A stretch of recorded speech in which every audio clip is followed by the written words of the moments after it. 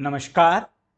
आज हम यूनिट 1 का फोर्थ पार्ट पढ़ेंगे और हमारा जो फोर्थ पार्ट है वो है methods of teaching in institutions of higher learnings.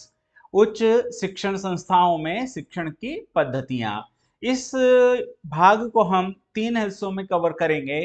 तो आज का हमारा जो पहला भाग है 4A जिसे हमने नाम दिया है, इसमें हम ऑफलाइन और ऑनलाइन मेथड्स के बारे में पढ़ेंगे।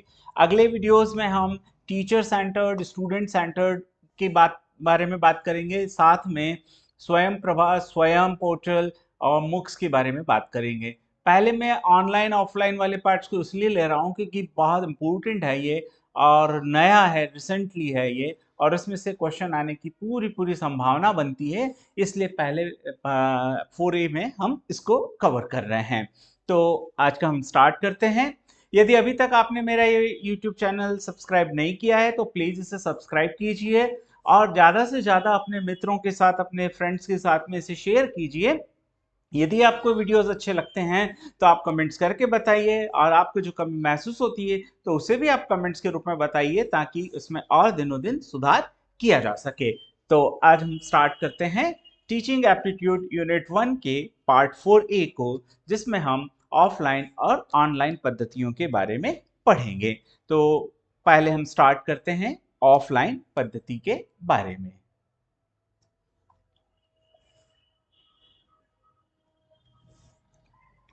सो ऑफलाइन पद्धति जो है शिक्षण की, ये एक कहना चाहिए सबसे प्राचीन विधि है और साथ ही साथ हम इसे क्या कहते हैं, परंपरागत विधि। ये एक ट्रेडिशनल मेथड है ना। ऑफलाइन टीचिंग जो है वो कौन सी मेथड है? ट्रेडिशनल मेथड, परंपरागत विधि, है ना, ऑफलाइन विधि। इसे हम जो है वो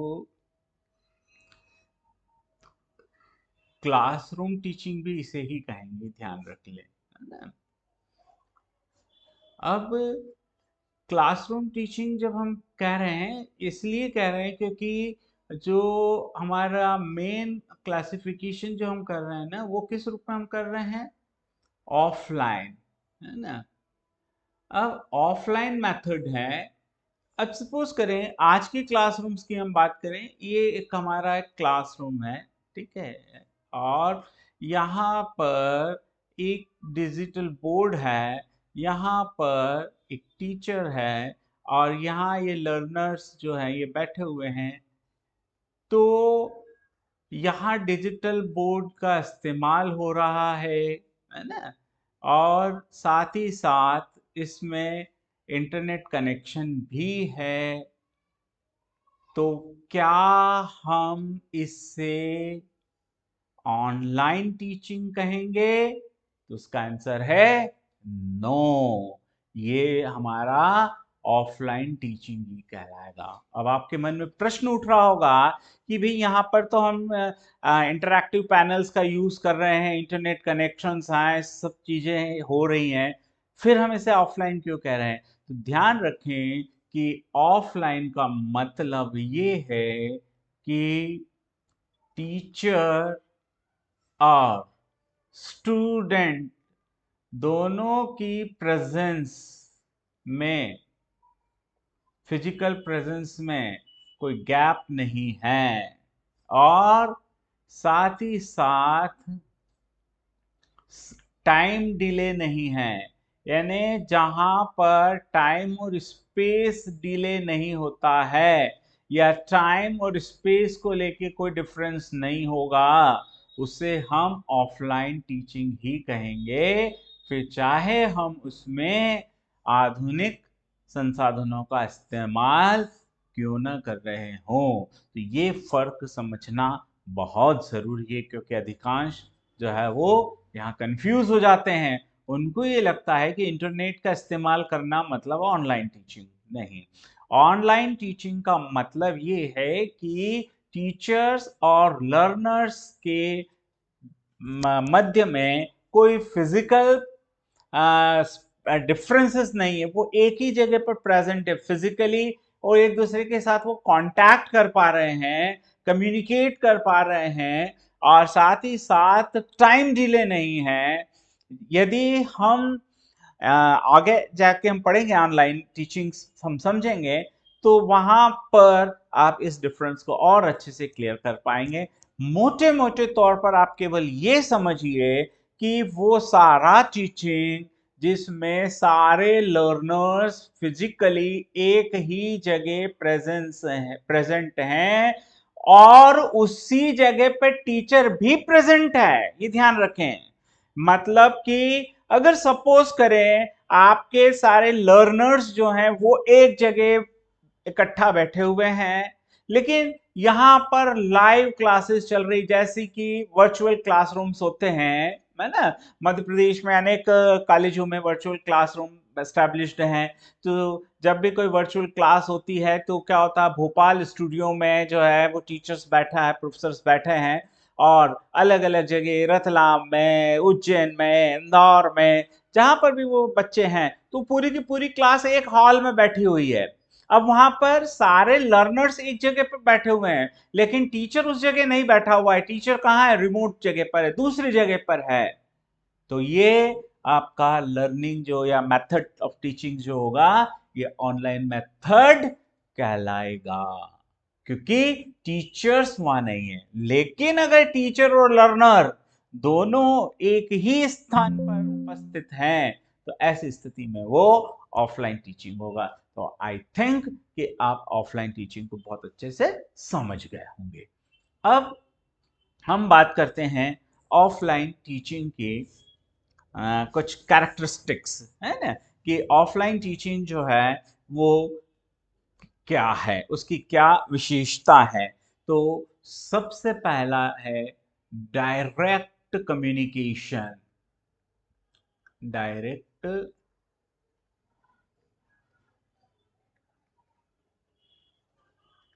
कम्युनिकेशन, है ना, प्रत्यक्ष संचार। अब आगे ऑनलाइन में मैं इसको और स्पेसिफिकली इसको डिस्क्राइब करूंगा आपको, पर हम सीधे सीधे डायरेक्ट कम्युनिकेशन, यानी आप जो टीचर्स जो है और जो लर्नर्स हैं, तो उसमें सीधे तौर पर क्या हो रहा है, कम्युनिकेशन हो रहा है। टीचर आई कांटेक्ट कर पा रहा है लर्नर से, लर्नर जो है वो सीधे सीधे कम्युनिकेट कर पा रहा है किससे, टीचर से। तो यहां पर प्रत्यक्ष संचार होता है, ये ऑफलाइन टीचिंग का एक इंपॉर्टेंट कैरेक्टर है। देन सेकेंड चीज है hands on practice, hands on practice, है ना। तो हैंड्स ऑन प्रैक्टिस का मतलब क्या है कि अगर कोई टीचर्स ने लर्नर को यानी स्टूडेंट्स को कोई वर्क असाइंड किया है, तो वो तुरंत हाथों हाथ उसका अभ्यास करता है ना, हाथों हाथ अभ्यास करना।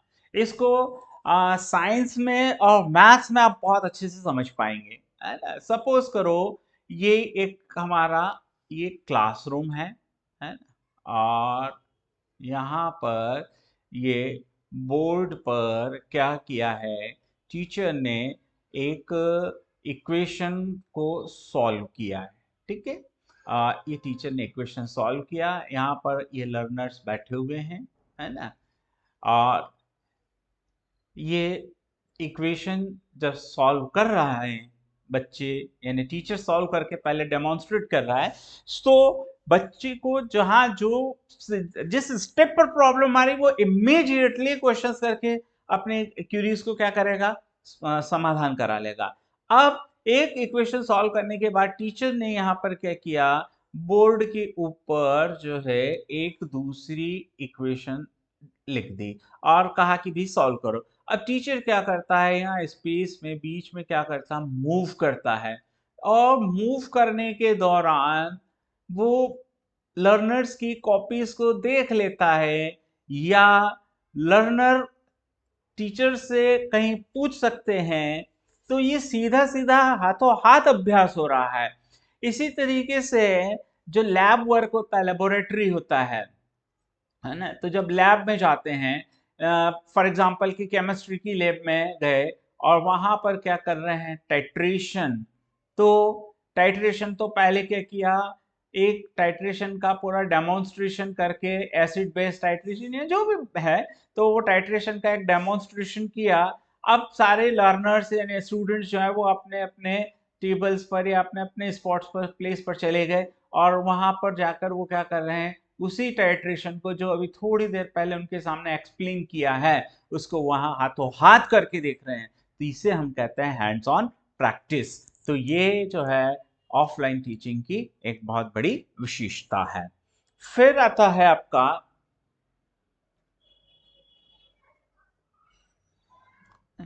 Fewer distraction. फ्यूअर डिस्ट्रैक्शन यानी कम से कम विकर्षण। अब यहाँ पे एक ये शब्द है, इसको आपको ऐसे समझना है, विकर्षण मतलब डिस्ट्रैक्ट करना, जो आपका ध्यान भंग करती है ना, डिस्ट्रैक्ट करती है, ध्यान हटाती हैं चीजें, है ना, आपका ध्यान केंद्रित होने से जो रोकती है। तो यहाँ पर ध्यान हटाने वाली घटनाएं बहुत कम होती है। ऐसा हम नहीं कह सकते हैं कि ऑफलाइन टीचिंग में जो है वो क्लास में बच्चे डिस्ट्रैक्ट नहीं होते हैं, होते हैं। लेकिन जब हम इस कंपेयर ऑनलाइन टीचिंग से इसको कंपेयर करेंगे तो हम पाएंगे कि ऑनलाइन टीचिंग में ये डिस्ट्रैक्शन ज्यादा होता है। तो ऑफलाइन टीचिंग में जो है लेस डिस्ट्रैक्शन या फ्यूअर डिस्ट्रैक्शन होता है।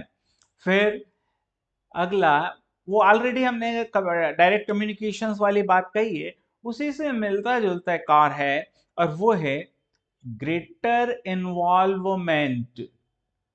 ग्रेटर इन्वॉल्वमेंट एंड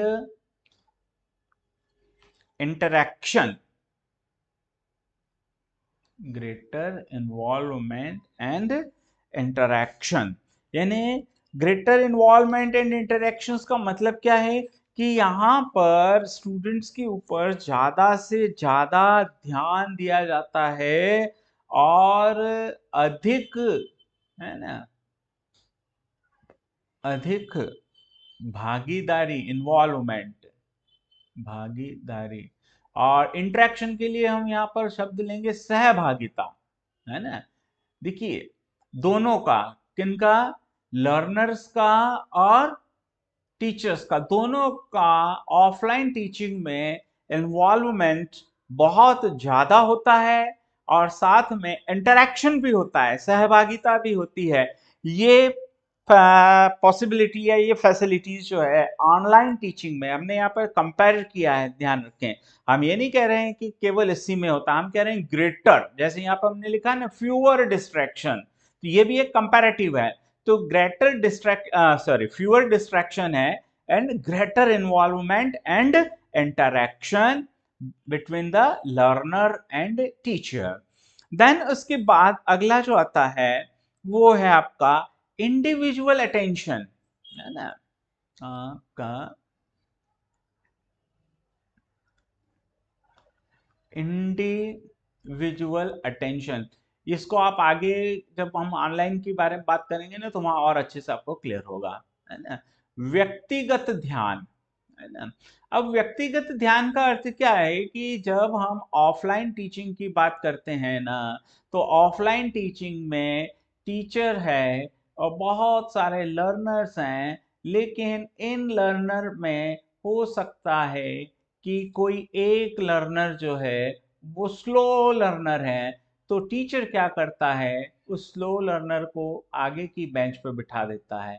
और मान लिया कि आगे की बेंच पे न भी बिठाया, तब भी क्या करते हैं टीचर्स जो है उस स्लो लर्नर को आइडेंटिफाई कर लेते हैं और उनके ऊपर स्पेशल अटेंशन पे करते हैं ताकि पूरी क्लास का लेवल सेम मेंटेन रखने की दिशा में प्रयास किया जा सके। ऐसा कभी संभव नहीं है कि पूरी क्लास का लेवल एक हो जाए, लेकिन वो जो गैप है उस गैप को मिनिमाइज कर दिया जाता है। और वो मिनिमाइज क्यों हो पा रहा है, क्योंकि यहाँ पर हर एक स्टूडेंट्स पर एक इंडिविजुअल अटेंशन दिया जा रहा है, व्यक्तिगत ध्यान दिया जा रहा है। फिर ऑफलाइन टीचिंग में क्या होता है, तो ऑफलाइन टीचिंग में ट्रेवल एक्सपेंडिचर ज्यादा होता है ना, ट्रेवल एक्सपेंडिचर, है ना। अब कैसी ट्रेवल एक्सपेंडिचर, मैं एक रियल एग्जांपल आपके सामने साथ में शेयर कर रहा हूं। मैं अभी कुछ समय पहले, before the suspension I was posted, presently भी पोस्टेड वही हूँ, बट अभी मैं सस्पेंशन में चल रहा हूँ। तो जीडीसी खंडवा में ये एकमात्र गर्ल्स डिग्री कॉलेज है पूरी कॉन्स्टिट्यूएंसी में, यानी बुरहानपुर डिस्ट्रिक्ट में भी नहीं है ना, और खंडवा डिस्ट्रिक्ट का तो खैर है ही। तो यहाँ पर स्टूडेंट्स जो हैं वो 60 टू 90 किलोमीटर दूर से गर्ल्स स्टूडेंट पढ़ने के लिए आते हैं। अब आप सोचिए कि 60 टू 90 किलोमीटर से अगर कोई लड़की, ऑन एन एवरेज तो 40 किलोमीटर तो कॉमन बात थी वहां पर, वो लड़कियां पढ़ने के लिए यहाँ आती है ना। अब वो डेली जब आ रहे हैं तो 100 रुपीज एक मानकर चलिए, तो 100 रुपीज उनका एक्सपेंडिचर हो रहा है। यहाँ पर ऑलरेडी एक हॉस्टल बना हुआ है 1 करोड़ की लागत का, उस हॉस्टल में प्रिंसिपल्स एडमिशन ही नहीं दे रहे हैं, साथ में टाइम पे स्कॉलरशिप्स नहीं मिल रही हैं। तब आप सोचिए कि इनको कितनी समस्या होती है। और फिर आते हैं तो जिस समय क्लास लेना है पता चला प्रोफेसर ही गायब है।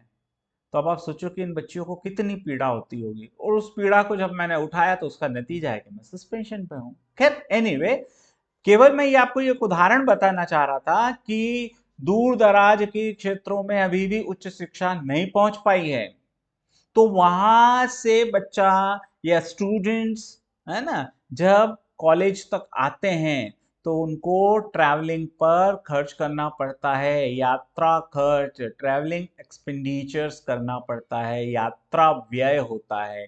ये ऑफलाइन टीचिंग का है कैरेक्टरिस्टिक्स है, विशेषता है। अभी हम इसको, आप अपने हिसाब से लीजिए, एडवांटेज लीजिए, डिसएडवांटेज लीजिए, वो सब क्लासिफिकेशन आप करते रहिएगा। अब जैसे इंडिविजुअल अटेंशन है तो ये एक एडवांटेज है, लेकिन ट्रेवल एक्सपेंडिचर है ये क्या है, डिसएडवांटेज है।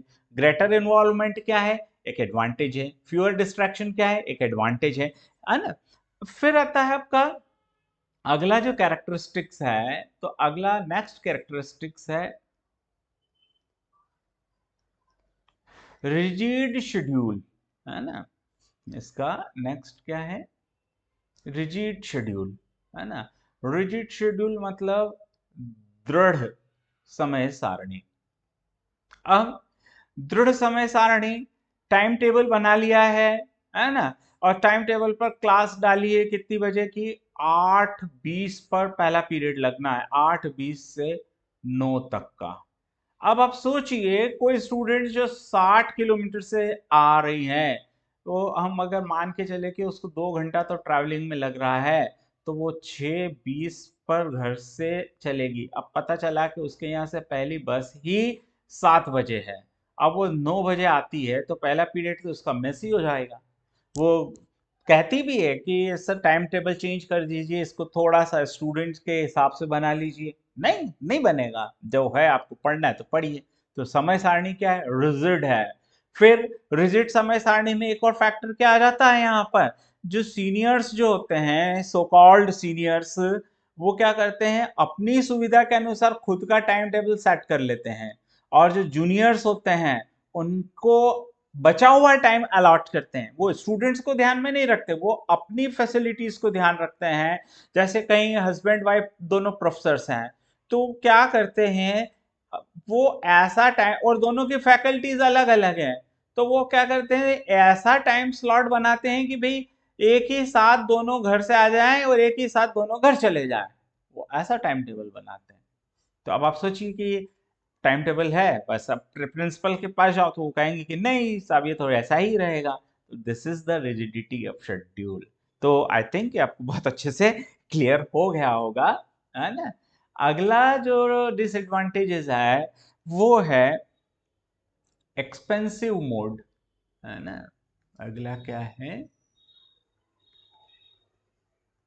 एक्सपेंसिव मोड है ना, ये बहुत खर्चीली विधि है ना, तरीका है या विधा है, तरीका, मोड, प्रकार, जो भी हम समझे, है ना। क्यों खर्चीला है?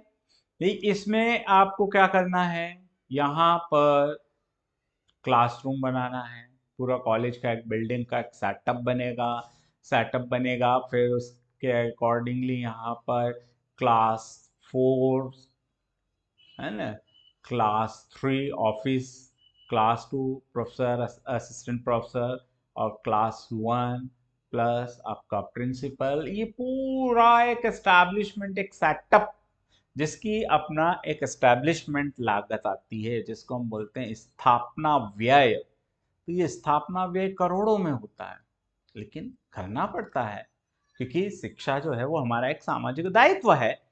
लेकिन हम बात कर रहे हैं इकोनॉमिक, जब हम आगे चल के इसको ऑनलाइन मेथड से कंपेयर करेंगे ना, दैट्स वाई हम इसमें ये वर्ड यूज कर रहे हैं कि ये एक एक्सपेंसिव मोड है। फिर अगला जो इसका एक डिसएडवांटेज है कि इसमें कोई बहुत ज़्यादा मतलब टेक्नोलॉजी जो है, बहुत ज़्यादा टेक्नोलॉजी इन्वॉल्वमेंट नहीं है, लैक ऑफ टेक्नोलॉजी, है ना। कुछ कुछ जरूर एडवांसमेंट है कि भी क्लास में आपने क्या किया, एलसीडी प्रोजेक्टर लगा दिया, या आपने पैनल लगा दिया, है ना, पैनल लगा दिया, आपने यहाँ पर क्या किया, ग्रीन बोर्ड लगा दिया, है ना, ये ग्रीन बोर्ड आपने यूज कर लिया, है ना? चॉक डस्टर्स के बजाय आपने मान लिया कि वाइट बोर्ड यूज कर रहे हैं, तो वाइट बोर्ड के साथ में आपने क्या किया, मार्कर पेन यूज कर रहे हैं, white board marker pen use कर रहे हैं। तो ये आप कुछ इनोवेटिव कर रहे हैं, लेकिन लिमिटेड है, बहुत ज़्यादा आपके पास यहाँ इनोवेटिव चीज़ें करने की गुंजाइश नहीं बचती, एक लिमिट्स तक ही। आपने यहाँ पर स्पीकर फिट कर दिए क्लासरूम्स के अंदर प्रॉपर साउंड के लिए, पोडियम यूज कर लिया, लेकिन फिर भी कुछ लिमिटेशंस हैं। हम ये नहीं कह रहे हैं कि बिल्कुल टेक्नोलॉजी नहीं होती, लेकिन टेक्नोलॉजी को जब हम कंपेयर करेंगे किससे, ऑनलाइन टीचिंग से, तो हम वहाँ पर ये फिर हमें बहुत चीज़ें समझना जरूरी होगी। इसलिए अभी हम यहाँ पर क्या कह रहे हैं कि लैक ऑफ टेक्नोलॉजी एडवांसमेंट, है ना। अब हम आते हैं, नेक्स्ट हमारा आता है ऑनलाइन टीचिंग, है ना, ऑनलाइन टीचिंग। तो जब मैं आपको ऑफलाइन टीचिंग के बारे में बता रहा था, उसी समय मैंने आपको ऑनलाइन के बारे में भी क्लियर कर दिया था। तो ऑनलाइन टीचिंग में सबसे पहली चीज है आपका इंटरनेट यूज होगा, ठीक है। पहली चीज, टीचर और लर्नर में, है ना, टीचर और लर्नर में फिजिकली गैप होगा, है ना, स्पेस डिले है, दोनों अलग अलग जगह है, स्पेस डिले या डिफरेंस। तो टीचर अलग होगा और आपका लर्नर अलग होगा। ये बाकी तो बहुत सारी चीज़ें आप इसमें लिख सकते हैं कि वो लैपटॉप का यूज़ हो रहा है, मोबाइल स्मार्टफोन का यूज़ हो रहा है, बहुत सारी चीज़ें, वो सब आपका ऑनलाइन टीचिंग्स में आ जाएगा। इवन आप जैसे यूट्यूब देख रहे हैं, वो भी आपका ऑनलाइन टीचिंग है ना। आपने जूम पे पढ़ रहे हैं, है ना, गूगल मीट्स पे पढ़ रहे हैं, या और कोई ऐप ले रखा है आपने, बायजूस का ऐप ले रखा है ना, या अन अकेडमी ले रखा है, या आप अभी मेरा ये चैनल से देख के पढ़ रहे हो या सुन रहे हो, ये भी उसी के अंतर्गत आता है। तो ये ऑनलाइन टीचिंग है। तो ऑनलाइन टीचिंग में मोटा मोटा तौर पर आपको ये ध्यान रखना है, एक तो होगा उसमें इंटरनेट का इस्तेमाल, दूसरा टीचर और लर्नर्स जो होंगे वो उनमें स्पेस डिले होगा या स्पेस डिफरेंस होगा, फिजिकली दोनों एक जगह पर प्रेजेंट नहीं होंगे। जनरली तो टीचर और सारे लर्नर अलग अलग होंगे, बट वर्चुअल क्लास अगर सेटअप है, जैसा मैंने आपको बताया कि भाई भोपाल में हमारा एक स्टूडियो बना हुआ है और वहाँ से लाइव क्लासेस चल रही हैं, तो लाइव क्लासेस चल रही हैं, तो ये पता चला कि ये आपका रतलाम कॉलेज आ गया, है ना, ये आपका जावरा कॉलेज आ गया, ठीक है, ये आपका खंडवा आ गया, ये आपका टीकमगढ़ आ गया, ये आपका अ, क्या बोलते हैं, अ, आप जबलपुर कर लेते हैं, ठीक है। और तो ये जबलपुर। तो अब आप देखिए, ये रतलाम में यहाँ हो, पता चला यहाँ 100 स्टूडेंट एक साथ बैठे हैं, यहाँ 80 स्टूडेंट्स बैठे हैं, यहाँ 90 स्टूडेंट्स बैठे हैं, यहाँ 75 स्टूडेंट्स हैं, यहाँ 110 स्टूडेंट्स हैं। तो अब सारे स्टूडेंट्स एक ही जगह हैं, ठीक है। तो आप ये सोच रहे हो कि सारे स्टूडेंट, सर तो कह रहे थे कि ये स्टूडेंट्स अलग अलग है, हाँ बिल्कुल, लेकिन अब आप देखो कि ये सारे स्टूडेंट्स एक जगह हैं, लेकिन टीचर यहाँ नहीं है ना। टीचर तो कहाँ बैठा हुआ आपका, भोपाल में बैठा हुआ है टीचर, और through the internet live telecast हो रहा है सैटेलाइट्स का यूज होके। तो ये ऑनलाइन टीचिंग ही कहलाएगा। और जब आपने किसी एकेडमी का पैक खरीद रखा है, या आपने मेंबरशिप ले रखी है अन अकेडमी, बायजूस, या जो XYZ जो भी हैं टीचिंग रिलेटेड प्लेटफॉर्म्स, तो वहां वो एक अपने स्टूडियो में बैठा है और सारे लर्नर, कोई अपने, हर लर्नर अपने अपने घर पर बैठा हुआ है, तो ये भी ऑनलाइन टीचिंग्स हैं। तो इस तरीके से हमको ऑनलाइन टीचिंग को मेनली ये इस एंगल से समझना है कि इसमें both the learner and teachers एक जगह पर नहीं होते हैं, और learner and teacher are connected together with the help of internet. और उससे जो सपोर्टिंग और भी चीजें हैं, उसमें आप चाहे लैपटॉप ले लें, स्मार्टफोन ले लें, एल्स जो भी लें, तो ये सब उसमें होता है।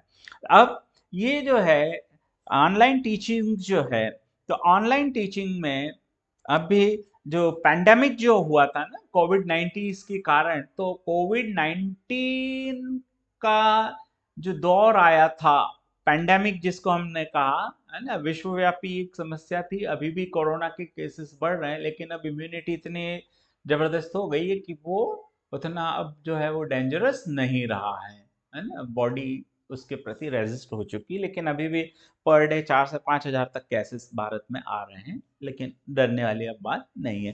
तो कोविड-19 जो है उसका सबसे बड़ा जो अगर देन है, टीचिंग में कुछ अगर हुआ है, ठीक है, बच्चों का फ्यूचर और टीचिंग बहुत डिस्टर्ब हुई है, सब कुछ हुआ है, लेकिन इसने एक चीज तो बहुत प्रचार प्रसार कर दिया, और वो क्या है, आपका ऑनलाइन टीचिंग।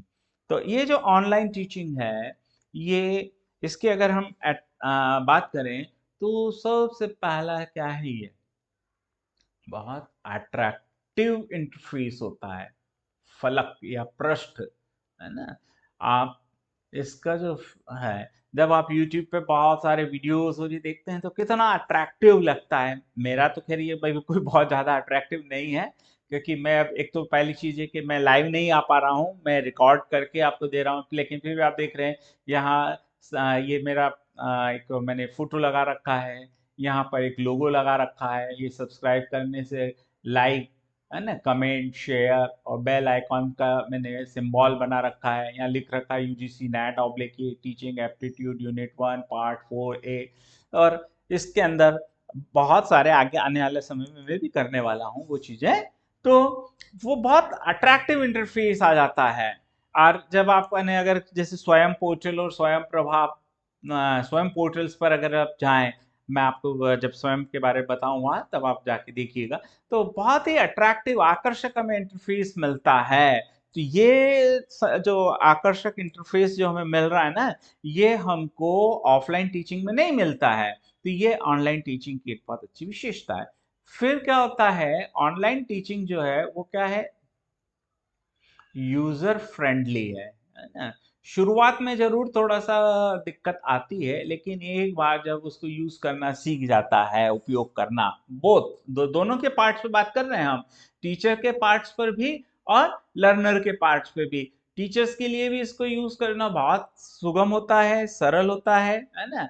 और लर्नर के पार्ट पर भी अगर हम बात करें तो उसके लिए भी ये यूजर फ्रेंडली होता है, तो प्रयोग में ये सुगम है ना।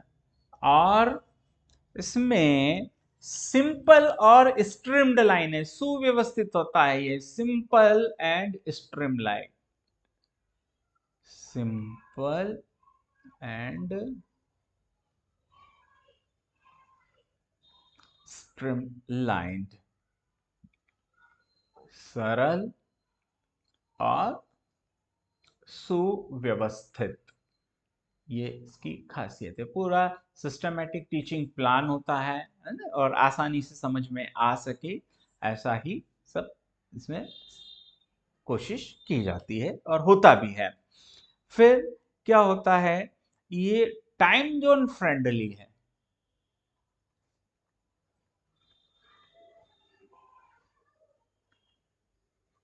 टाइम जोन फ्रेंडली है ना, समय क्षेत्र के अनुकूल टाइम जोन। आप इसको ऐसे समझ लें टाइम जोन, जैसे अगर हम बात करें भारत का, तो भारत के लिए क्या लिखा जाता है, +5:30 GMT, ग्रीनविच टाइम जो है उससे हम 5.5 घंटे आगे हैं प्लस में। यानी हमारे यहाँ पर जब शाम को 5:30 बज रहे होते हैं तो लंदन में दोपहर के 12 बज रहे होते हैं, ये टाइम गैप है। तो अगर मान लिया कि भारत में कोई बहुत अच्छा एक टीचर है, तो वो अपनी ऑनलाइन क्लासेस को इजीली हर एक टाइम जोन के अकॉर्डिंगली सेट कर सकता है और उसमें वो कॉम्बिनेशन सामंजस्य बिठा सकता है, अनुकूल बना सकता है, तो टाइम जोन के अकॉर्डिंगली। लेकिन जब ऑफलाइन में आते तो ऑफलाइन में ही थोड़ी होता है कि ऑफलाइन में आपकी इच्छा पड़ रही है कि नहीं आप तो रात को 10 बजे पढ़ेंगे, तो अब 10 बजे आपके लिए कॉलेज थोड़ी खुलेगा, या शाम को 6 बजे कॉलेज थोड़ी खुलेगा, या सुबह में 6 बजे बोले और सुबह सुबह याद अच्छा होता तो 6 बजे कॉलेज खोल देना चाहिए, तो भाई आपके अनुसार थोड़ी चलेगा। लेकिन ऑनलाइन टीचिंग अगर है और टीचर को फिजिबिलिटी हो रही है कि अधिकांश स्टूडेंट ऐसे हैं जो 6 बजे की डिमांड कर रहे हैं, तो वो मॉर्निंग में 6 बजे अपना बैच स्टार्ट कर देते हैं ऑनलाइन, तो ये टाइम जोन की कहना चाहिए फिजिबिलिटी है। उसके बाद क्या होता है, इंटरैक्टिव तो खैर है, अब लेकिन उतना इंटरैक्टिव नहीं होता है जितना डायरेक्ट लाइव या ऑफलाइन टीचिंग में है। लेकिन डे बाय डे जो नए नए डिवाइसेस और नए नए प्लेटफॉर्म्स आ गए हैं, उन्होंने इस टीचिंग को क्या किया है, बहुत इंटरैक्टिव बना दिया है ना, मतलब आपस में संवादात्मक स्थिति निर्मित हो गई है। और शुरुआत में ज़रूर ऐसा नहीं था, लेकिन धीरे-धीरे टेक्नोलॉजिकल एडवांसमेंट होते जा रहा है, तो उसके कारण क्या हो रहा है कि ये टीचिंग जो है वो बहुत ज़्यादा इंटरैक्टिव हो गई है। उसके बाद है रियल क्लासरूम सिमुलेशन, है ना? ऑनलाइन टीचिंग जब पहली बार आया था तो उतना नहीं था, बट नाउअडेज जो ऑनलाइन टीचिंग है ना, उसमें सारी स्थितियां बिल्कुल वास्तविक कक्षा के समान है, सिमुलेशन है ना, वास्तविक कक्षा के सदृश है। और फिर है आपका अगला आता है ओमनी सिंक्रोनस, ओमनी सिंक्रोनस है ना, ओमनी यानी सर्व, तुल्यकाली, सबके लिए एक जैसा है। मतलब जो आप कहना चाहिए टीचर है, ये लर्नर सब जुड़े हुए हैं, तो दे आर इन सेम, मान लिया एक साथ सपोज करो किसी किसी यानी अकेडमी वगैरह प्लेटफॉर्म पे बहुत सारे टीचर्स हैं, तो उनके एक साथ क्या होते हैं, मिलियंस तो सब्सक्राइबर हैं, लेकिन एक साथ हजारों स्टूडेंट्स जुड़े रहते हैं। अभी मैंने कुछ दिन पहले ही एक ऑनलाइन वर्कशॉप अटेंड की थी, तो उसमें टोटल जो है वो 1000 पार्टिसिपेंट्स थे। तो अब आप सोचिए कि 1000 पार्टिसिपेंट्स तो, और जो टीचर्स था वो तो एक ही था, तो सभी 1000 के लिए टीचर एक ही समय पर काम कर रहा है, तो दिस इज कॉल्ड द ओमनीसिंक्रोनस, ये इसका ओमनीसिंक्रोनस का मतलब है। फिर आता है आपका इनोवेटिव, है ना, इसमें बहुत ज़्यादा नवाचार हो रहा है, day by day technology changes होते जा रही है। अब तो उसमें जो है वो एआई भी यूज़ होने लगा है। आने वाले समय में मैं अपने कुछ वीडियोस ऐसे डालने वाला हूँ जिसमें मेरा खुद का मैंने एआई अवतार बनाया है। मतलब यहाँ पर जो है मतलब मेरा कैरेक्टर होगा, मैं नहीं बोलूंगा लेकिन मेरे लिप्स और ये सब ऐसा होगा तो लगेगा कि जैसे मैं ही रीड कर रहा हूँ। तो ये एक इनोवेटिव चीज़ है। तो ऐसी बहुत सारी चीज़ें, तो एआई आर्टिफिशियल इंटेलिजेंस जो है वो भी इसमें जो है वो यूज़ हो रहा है। तो धीरे धीरे जो है ये बहुत बढ़ता जा रहा है। देन फिर आता है आपका, है ना, सोशल शेयरिंग कैपेबिलिटीज, कैपेबिलिटीज, है ना। अब यहाँ सोशल का मतलब है सोशल मीडिया के थ्रू जब आप एक दूसरे के साथ जो शेयर करते हैं ना, तो वो है यहाँ पर। तो सामाजिक सहभागिता में ये क्या है, सक्षम है। तो ये हमारा ऑनलाइन टीचिंग्स और ऑफलाइन टीचिंग्स में हुआ। वीडियो थोड़ा बड़ा हो रहा है इसलिए मैं इसको यहीं स्टॉप कर रहा हूँ। तो जो नेक्स्ट वीडियो हमारा रहेगा उसमें हम बहुत शॉर्ट में, आप खुद भी पहले से इसको कर लीजिएगा या मैं आपको बता देता हूँ तो आप खुद ही इसको कर लीजिएगा। कोई डाउट्स हो तो आप पूछिएगा। तो आप डिफरेंस कीजिएगा ऑनलाइन और ऑफलाइन टीचिंग्स में। तो किस बेसिस पे आप डिफरेंस कीजिएगा, तो ये आपके लिए एक तरह से मैंने वर्क दिया है, वर्क, मेथड ऑफ टीचिंग, फिर कॉस्ट एंड टाइम के बारे में, फिर फिजिकल प्रेजेंस या लोकेशंस के बारे में, फिर है आपका फ्लेक्सिबिलिटी के बारे में, देन है आपका अप्रोच के बारे में, और फिर है आपका place of learning pace, not place, pace of learning, है ना, और कमिटमेंट। ये कुछ डिफरेंस के बिंदु हैं, स्पेशली इन पे आप ध्यान कर लीजिएगा, है ना, किसमें तो। बाकी तो हमने जो विशेषताएं पढ़ी हैं वो अपनी जगह है ही। तो इस टाइप से आप क्या करना, एक ऐसी टेबल बनाना, यहाँ पर लिख देना ऑनलाइन, इधर आप लिखेंगे ऑफलाइन, और बस फिर आप जो है इसको कर दीजिएगा। तो इस तरीके से थिंक,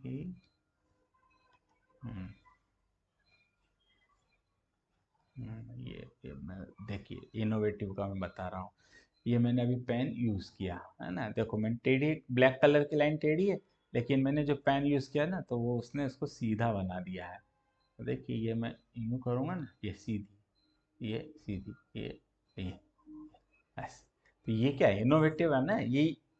तो डे बाय डे मैंने सर्च किया, और टेक इन्फिनिटी नाम का ये सॉफ्टवेयर है, तो मैंने टेक इन्फिनिटी, अधिकांश लोग जो है वो वन नोट्स पर पढ़ाते हैं, पर मैंने वन नोट के बजाय इस पर ट्राई किया। मैंने चलो ये नया है इसको देखते हैं। तो ये सारी चीज़ें ऑनलाइन टीचिंग में आपको अवेलेबल होती हैं। तो आई होप कि आपको अच्छा लग रहा होगा, और आप मेहनत करिए। मेरी शुभकामनाएं आपके साथ हैं कि आप सभी जो है जल्दी से जल्दी असिस्टेंट प्रोफेसर बने। Thank you.